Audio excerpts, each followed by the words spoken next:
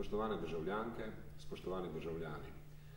To nedeljo bodo potekale volitve v Evropski parlament, ker bomo Slovenke in Slovenci drugič v svoji zgodovini izbirali svoje predstavnice in predstavnike v tej pomembni evropski instituciji. Ta izbira je resna, odgovorna in pomembna.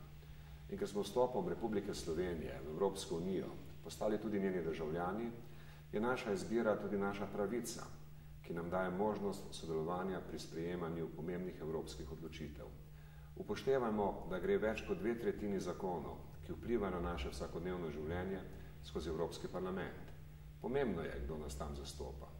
Zato pozivam vse državljanke in državljane, udeležimo se volitev v čim večjem številu in izkoristimo našo možnost izbire za sodelovanje pri oblikovanju naše skupne evropske prihodnosti.